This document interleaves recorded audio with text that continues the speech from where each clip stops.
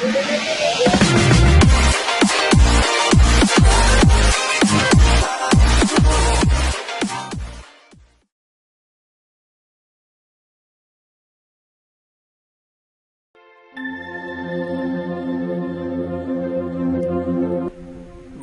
جبلہ کی ساری مسلم آبادیوں نے مستقر کے اندر مستقل رہنے والے مجاہدوں کے لیے غلہ اور روغن کے ڈھیر لگا دیے تھے۔ رزق و خوراک کے اس ذخیرے کے لیے کئی گودام بھی تعمیر کر دیے گئے تھے۔ سعد نے کچھ مناسب جوانوں کا چناؤ کر کے انہیں مرہم پٹی کی تربیت بھی دینا شروع کر دی تھی۔ اس کے علاوہ مستقر میں چند بھٹیاں بھی لگا دی گئی تھی جہاں صناع جنگی سامان تیار کرنے لگے تھے۔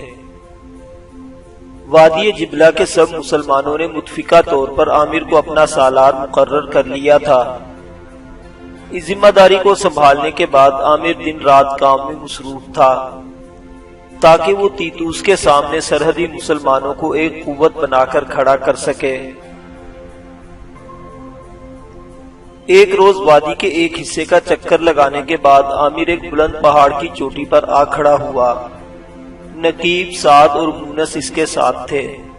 عامر اپنے گھوڑے سے اترا اور بڑے غور سے جوئے جبلہ کو دیکھنے لگا جو بل کھاتی ہوئی مغرب سے مشرق کی طرف جا رہی تھی اور اس کا پانی پتھروں سے ٹکرا ٹکرا کر ایک نغمگی کے ساتھ بہہ رہا تھا۔ مونس نے بڑی ہمدردی سے پوچھا، اے امیر، آپ کیا سوچ رہے ہیں؟ عامر نے چونک کر کہا، میں یہ سوچ رہا ہوں اس ندی پر لکڑی کے دو پل ہیں، ایک جو ہمارے سامنے نظر آ رہا ہے اور دوسرا 10 میل نیچے۔ میں نے فیصلہ کیا ہے کہ نیچے والے پل کو آگ لگا کر ختم کر دیا جائے۔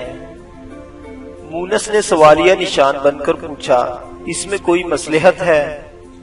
ہاں مصلحت ہے، شمال کی طرف سے جو بھی حملہ آور ہو اسے ان پلوں میں سے ایک پر سے گزرنا پڑتا ہے۔ ہماری وادی میں داخل ہونے کے لیے صرف 2 راستے ہیں، ایک مغرب میں اور دوسرا مشرق میں۔ اگر ہم نیچے والے پل کو گرا دیں تو وادی کا مشرقی حصہ محفوظ ہو جائے گا، کیونکہ جو بھی حملہ آور آئے گا اسے اس پل پر سے گزرنا پڑے گا اور وہ ہماری نگاہ میں ہوگا۔ عامر نے ذرا رک کر کہا، آج ہمیں 2 کام کرنے ہیں، ایک تو مشرقی پل کو گرایا جائے گا، دوسرا جو کام میں نے سوچا ہے وہ اس سے زیادہ ضروری ہے اور جنگی اہمیت رکھتا ہے۔ قلعہ حرم کی طرف سے آنے والا راستہ جو سامنے والے پل کے اوپر سے گزرتا ہے وادی جبلہ میں داخل ہونے سے قبل 3 میل تک ایک تنگ درے کی صورت میں آگے بڑھتا ہے۔ میں نے اس راستے کو غور سے دیکھا ہے، اس میں زیادہ سے زیادہ 4 گھوڑے پہلو بہ پہلو دوڑ سکتے ہیں۔ اس 3 میل کے درے کے دونوں طرف پہاڑ ہیں، اوپر جگہ جگہ پتھروں کے ڈھیر لگا دیے جائیں۔ اگر کوئی ہم پر حملہ آور ہو تو اس درے سے گزرتے ہوئے اس پر پتھروں کی بارش کر کے ہم اسے ایک نئی ابتلا اور مصیبت میں ڈال سکتے ہیں۔ نقیب نے پر تحسین نگاہوں سے عامر کی طرف دیکھتے ہوئے کہا، اے امیر، میں آپ کی جنگی ممارست کا قائل ہوتا ہوں۔ میرا رب اپنے کرم لامتناہی کے طفیل آپ کو دستے باغبان بن کر وادی جبلہ کی آبیاری کرنے کی توفیق عطا فرمائے۔ مونس بھی کچھ کہنا چاہتا تھا کہ انہوں نے دیکھا ایک سوار اپنے گھوڑے کو سر پر دوڑاتا آ رہا ہے۔ اسے دیکھتے ہی وہ چاروں پہاڑ سے نیچے اتر آئے۔ وہ جوان ان کے قریب آ کر گھوڑے سے کودا اور اپنی سانس پر قابو پاتے ہوئے اس نے بدحواسی سے پوچھا، آپ میں سے عامر بن نافع کون ہے؟ عامر نے اس کے شانے پر ہاتھ رکھتے ہوئے کہا، میں عامر بن نافع ہوں۔ تم گھبرائے ہوئے کیوں ہو؟ کیا تم سے کسی نے زیادتی کی ہے یا تم ہمارے لیے کوئی بری خبر لے کر آئے ہو؟ اس اجنبی نے گھبرائی ہوئی آواز میں کہا، میں ایک بدترین خبر لایا ہوں۔ تیتوس کے 500 آدمیوں نے مسلمانوں کی بستی جاویہ پر حملہ کیا۔ انہوں نے بستی کے ایک گھر کو لوٹا، جو جوان لڑنے کے قابل تھے انہیں قتل کر دیا گیا اور سب جوان لڑکیوں کو وہ اٹھا کر لے گئے ہیں۔ ان میں بستی کے سردار کی بیٹی امیمہ بھی شامل ہے۔ ان ظالموں نے بستی کے بوڑھے سردار عمیر کو بھی قتل کر دیا ہے۔ میں اسی بستی کا رہنے والا ہوں، میں بڑی مشکل سے جان بچا کر بھاگا ہوں۔ ہم نے سن رکھا تھا کہ یہاں کوئی عامر بن نافع آئے ہیں جو سرحدی مسلمانوں کی حفاظت کا انتظام کر رہے ہیں۔ میں آپ کے مستقر میں گیا تھا، وہاں مجھے خبر ہوئی کہ آپ اس طرف ہیں۔ عامر کا ہاتھ غصے میں بے ساختہ اپنی تلوار کے دستے پر چلا گیا تھا۔ اس نے نقیب کی طرف دیکھتے ہوئے زہریلی آواز میں کہا، نقیب فوراً مستقر سے 300 جوانوں کو مسلح کر کے لاؤ۔ مونس نے اعتراض کرتے ہوئے کہا، یا امیر، 500 کے مقابلے میں صرف 300، جبکہ ہمارے پاس اب ہزاروں تربیت یافتہ جوان ہیں۔ عامر نے جنونی لہجے میں کہا، میں انہیں سبق دوں گا کہ ہماری قوت میں بھی انہیں عبرتناک سزا دے سکتے ہیں۔ نقیب گھوڑے پر سوار ہو کر مستقر کی طرف چلا گیا۔ عامر نے مونس کی طرف دیکھتے ہوئے کہا، حاویہ کی یہ بستی کس طرف ہے؟ مونس نے کہا، یہ 15 میل نیچے مشرق کی طرف ہے۔ اس وادی جبلہ سے باہر مسلمانوں کی ان گنت بستیاں ہیں جنہیں تیتوس اپنے ترکتاز کا نشانہ بناتا ہے۔ اس کے علاوہ تیتوس کے اپنے علاقے میں بھی مسلمانوں کی کافی بستیاں ہیں۔ عامر نے ایک مضبوط عزم کے ساتھ کہا، ہم ان سب بستیوں کی حفاظت کریں گے۔ آنے والے اجنبی نے کہا، یہاں سے 15-20 نیچے جبلہ ندی تھوڑی دیر کے لیے ہموار زمین سے گزرتی ہے اور یہاں اسے پل کے بغیر ہی پار کیا جا سکتا ہے۔ تیتوس کے آدمی وہیں سے ندی پار کر کے حملہ آور ہوئے تھے۔ اگر ہم وقت ضائع نہ کریں تو ہم انہیں پکڑ سکتے ہیں۔ وہ اپنے شہر حارم جانے کے لیے شمال مغرب کے رخ پر سفر کریں گے اور ہم سامنے والے پل کو پار کر کے ایک مختصر کعوہ کاٹنے کے بعد ان کی راہ روک سکتے ہیں۔ عامر نے اسے تسلی دیتے ہوئے کہا، تم اطمینان رکھو، ہم انہیں بھاگنے نہ دیں گے۔ ذرا رک کر اجنبی نے پھر کہا، انہوں نے ابھی کوئی زیادہ فاصلہ طے نہ کیا ہوگا، کیونکہ وہ ندی کو اس جگہ سے پار کریں گے جہاں یہ میدانی علاقے میں بہتی ہے اور پانی کی گہرائی کم ہو جاتی ہے۔ وہاں سے اپنے شہر حارم کی طرف جانے کے لیے انہیں کوہستانوں کے اندر ایک طویل چکر کاٹ کر پھر اسی شاہراہ پر چڑھنا ہے جو آپ کے سامنے سے راس الشمرا کی طرف سے آتی ہوئی شمال مغرب کی طرف گئی ہے، اور یہی وہ واحد شاہراہ ہے جو ان کوہستانوں کے اندر سے ہوتی ہوئی حارم اور وہاں سے انطاکیہ کی طرف چلی گئی ہے۔ گو انطاکیہ اور حارم کی طرف جانے کی ایک اور بڑی شاہراہ بھی ہے جو جنوب کی سمت سے دریائے آسی کے کنارے کنارے آتی ہے، لیکن وہ ایک بہت طویل چکر ہے۔ وہ صرف اس مسافر کے لیے سود مند ہے جو جنوبی شہروں کی طرف سفر کر کے انطاکیہ کی طرف آئے۔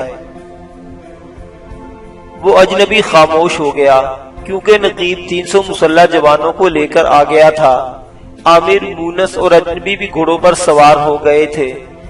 پھر وہ اس مختصر سے لشکر کو لے کر جس کی تعداد صرف 300 تھی، جو جبلہ پار کرنے کے بعد شمال کے رخ پر اپنے گھوڑوں کو سر پر دوڑا رہے تھے۔ مونس اور اجنبی دونوں ہی ان کی رہنمائی کر رہے تھے۔ جلد ہی انہوں نے اس وقت دشمن کو جا لیا جب وہ تنگ پہاڑی دروں سے نکل کر شاہراہ پر چڑھنے کی تیاری کرنے لگا تھا۔ عامر اس طرح ان کا راستہ روک کر کھڑا ہو گیا جیسے کوئی زہریلا سانپ اپنے ارد گرد کی راہوں کو ویران کر کے خوف اور دہشت پھیلا دیتا ہے۔ انہیں دیکھتے ہی عامر نے ان پر حملہ کر دیا۔ تیتوس کے سپاہیوں کو اس سے قبل ایسی واردات کا سامنا نہ کرنا پڑا تھا، کیونکہ وہ تو مسلمانوں کو لوٹ کر قلعہ حارب کے خزانوں میں اضافہ کرنے کے عادی تھے۔ کوئی ان کی راہ روکنے والا نہ تھا، لہٰذا انہوں نے عامر اور اس کے مختصر سے لشکر کو بھی زیادہ اہمیت نہ دی۔ ان کی آنکھیں اس وقت کھلی جب عامر نے ان کا قتل عام شروع کر دیا۔ تیتوس کے آدمیوں نے کچھ مسلمان لڑکیوں کو بھی حراست میں لے رکھا تھا۔ اس کے علاوہ ان کے لشکر کے وسط میں 4 گھوڑوں کی ایک بگھی بھی تھی، جس کے گھوڑے جنگ شروع ہو جانے کی وجہ سے بری طرح ہنہنانے لگے تھے۔ تیتوس کے آدمیوں نے ان مسلمان لڑکیوں کو اپنے گھوڑوں سے گرا دیا جنہیں وہ اٹھا کر لائے تھے، اور جنگ کی بھٹی میں کودنے کے لیے بڑی تیزی سے آگے بڑھے۔ ان کے پیچھے جو سامان سے لدی ہوئی خچریں تھیں وہ بھی رک گئی تھیں۔ جس ممارست اور طریقہ جنگ آوری کے ساتھ عامر نے تیتوس کے آدمیوں پر حملہ کیا تھا وہ اس کے عادی نہ تھے۔ عامر اپنے ساتھیوں کے ساتھ تیز دار خنجر کی طرح ان کے اندر دور تک گھستا چلا گیا اور آن کی آن میں ان کی صف بندی، جنگی تنظیم اور حوصلوں کو درہم برہم اور شکستہ کر دیا۔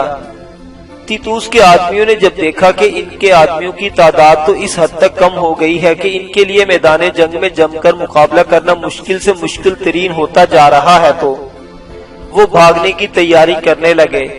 عامر بھی ان کے ارادوں کو بھانپ گیا، لہٰذا اس نے چلا چلا کر اپنے ساتھیوں کو خبردار کیا کہ دشمن کا کوئی آدمی بھاگنے نہ پائے۔ اس کا خاطر خواہ اور فی الفور اثر ہوا۔ مسلمانوں نے چاروں طرف سے گھیر کر دشمن کا صفایا کرنا شروع کر دیا۔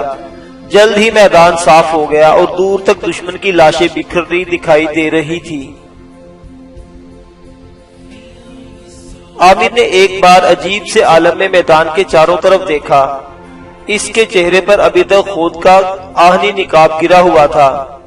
اچانک عامر کا سر اپنے گھوڑے کی زین کے ہتھے پر جھک گیا اور اس نے گہری رکت اور انتہائی کرب اور لذت میں کہا،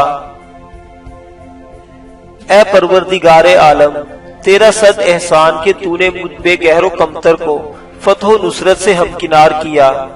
تیرا شکریہ میرے مولا کہ میں ان مسلمان لڑکیوں کو رہا کرانے میں کامیاب ہوا۔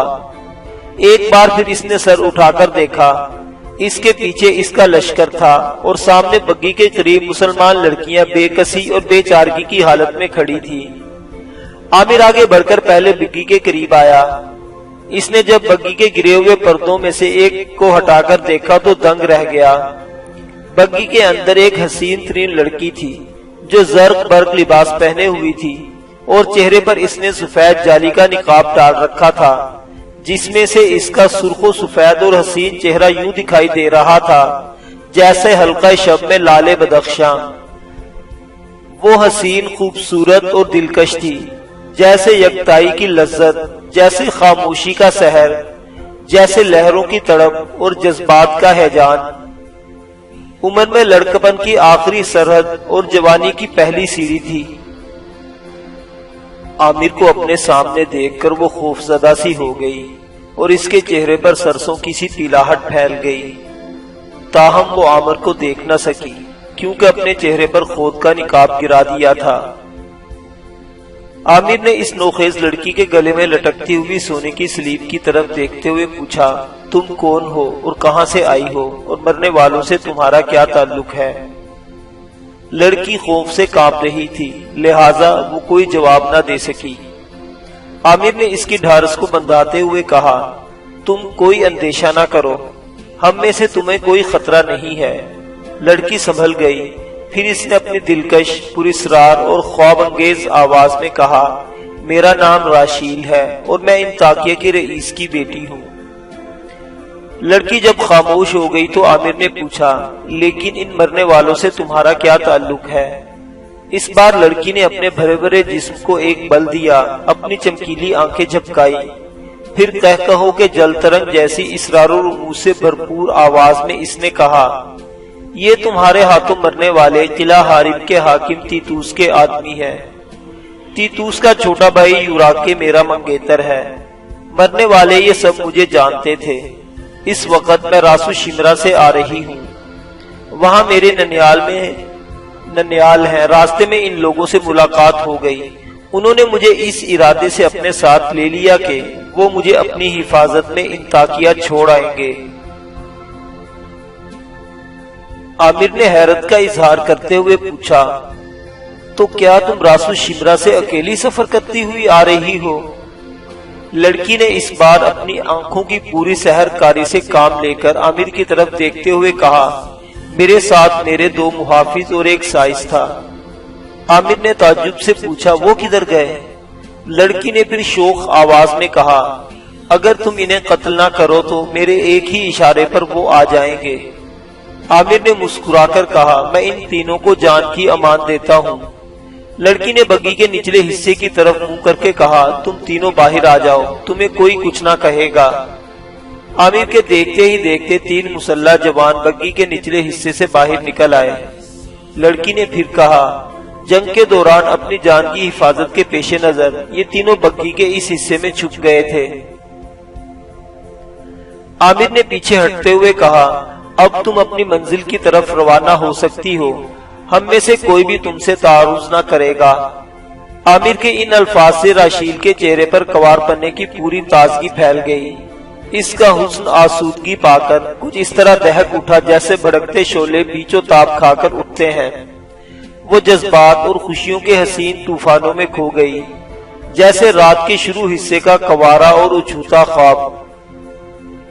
عامر جب پیچھے ہٹنے لگا تو راشیل نے پوچھا، ایسا لگتا ہے تم ان عملہ آوروں کے سالار ہو، کیا میں پوچھ سکتی ہوں تمہارے اور مرنے والوں کے درمیان کیا دشمنی تھی؟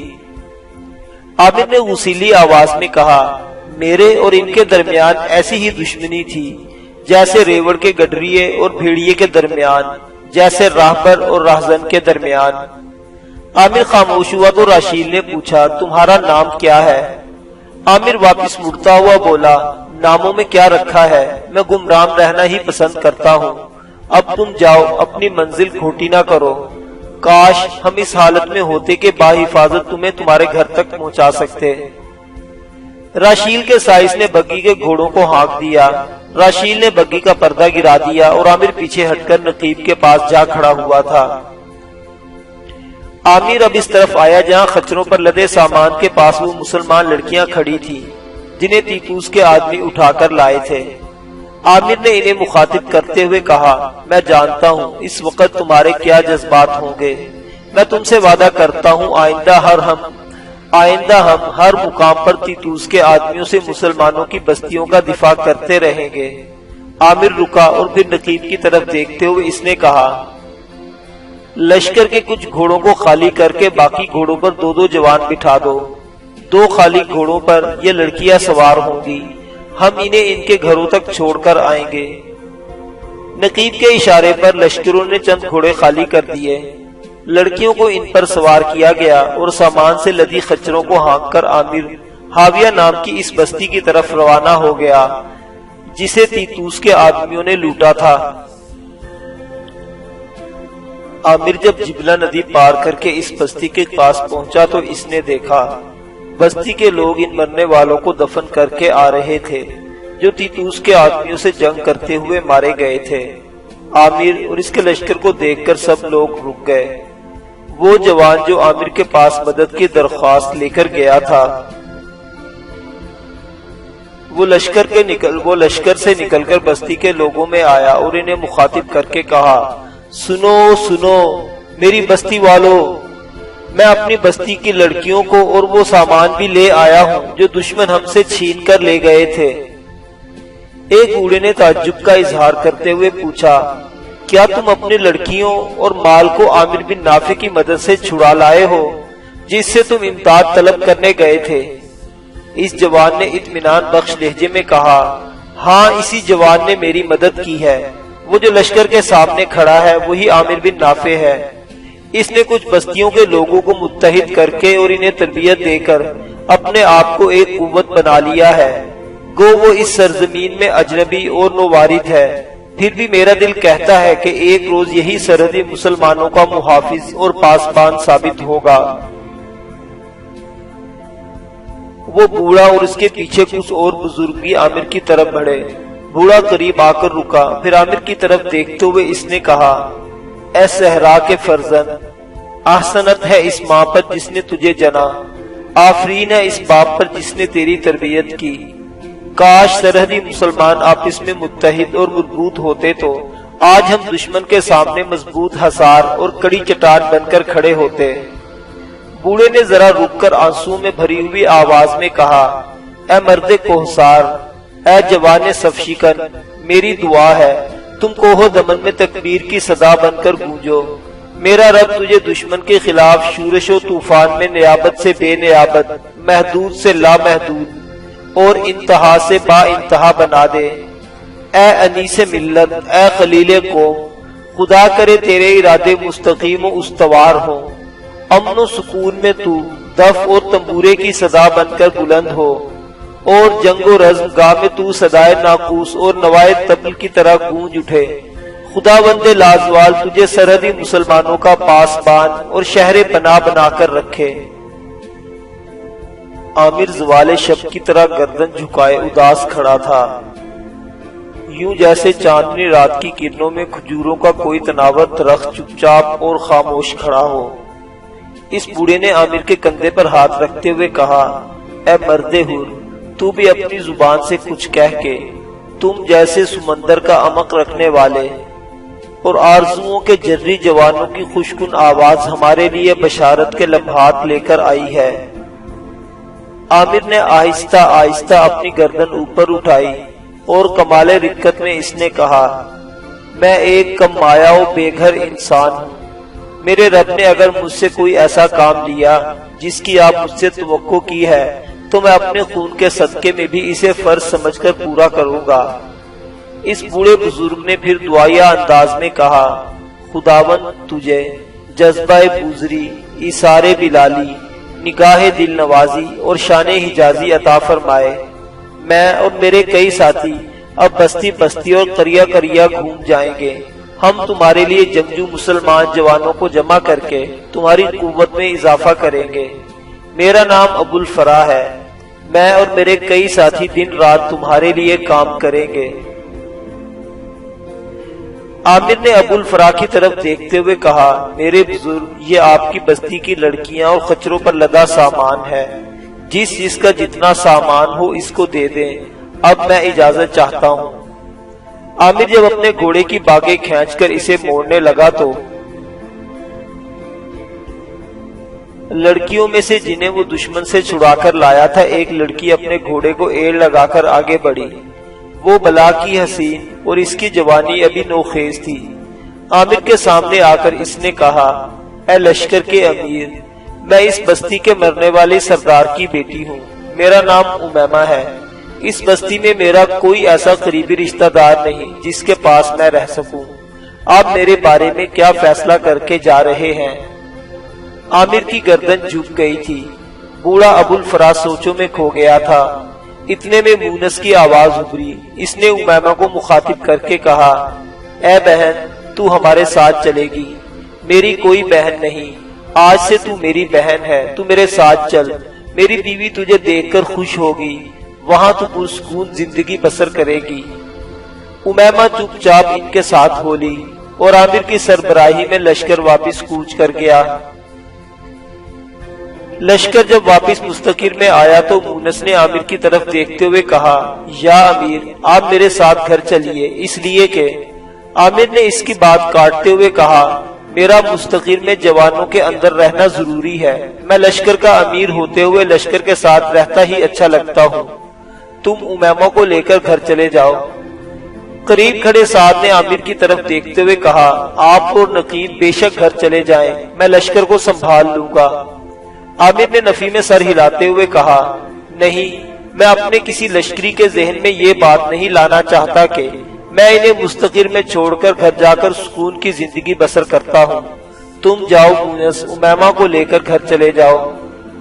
مونس امیمہ کو لے کر گھر چلا گیا اور مستقر میں مقیم لشکری اپنے اپنے کمروں سے نکل کر عامر اور اس کے ساتھ جنگ میں حصہ لینے والے لشکر کا استقبال کرنے لگے۔